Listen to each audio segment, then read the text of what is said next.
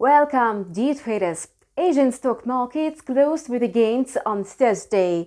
However, today their growth is rather limited due to low trading volumes. Investors are now unwilling to take risks. The stock market was closed yesterday on Thanksgiving Day in the United States, and trading on Friday will be shorter. The Fed's upcoming meeting remains the main driver for the stocks and currencies. After studying the latest meeting minutes, investors saw more dovish signals rather than hawkish ones. US government bond yields dropped to weekly and monthly lows due to expectations of a small rate hike. Some Fed policymakers made suggestions that it would be appropriate to take a pause and assess the results of a monetary tightening. It appears the majority of traders are betting on such a scenario.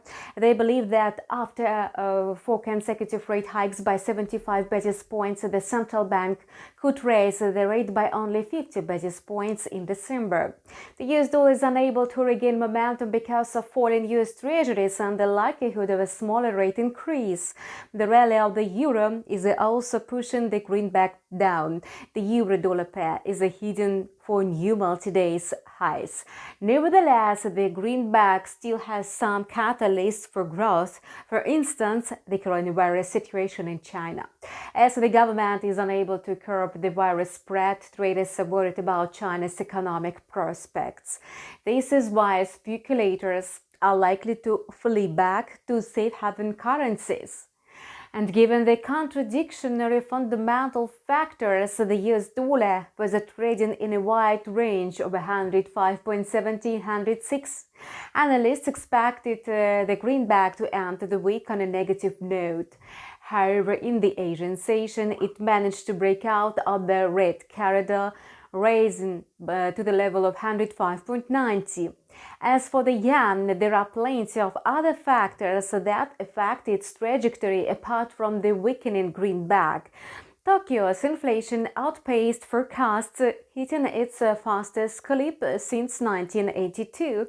In October, it soared to 3.8%.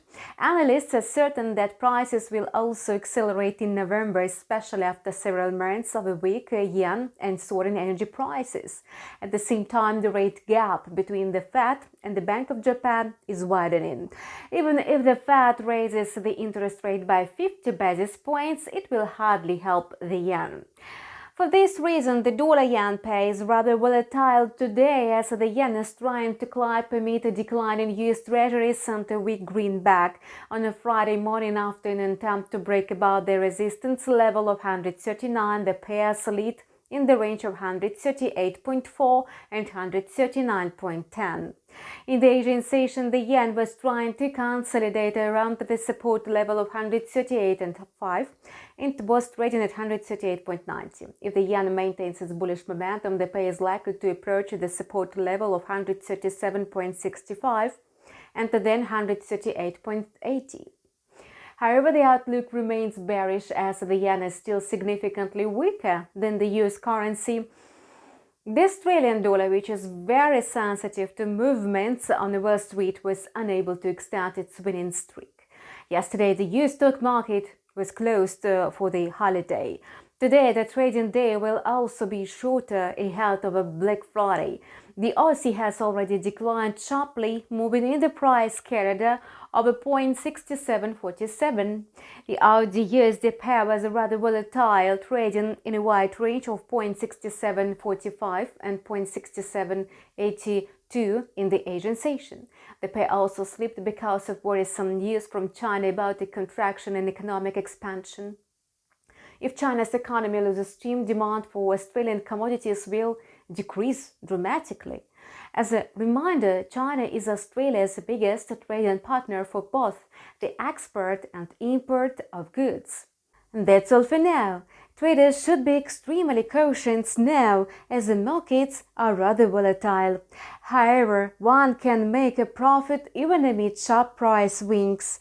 Subscribe to our channel and keep close tabs on the market developments with us. See you soon.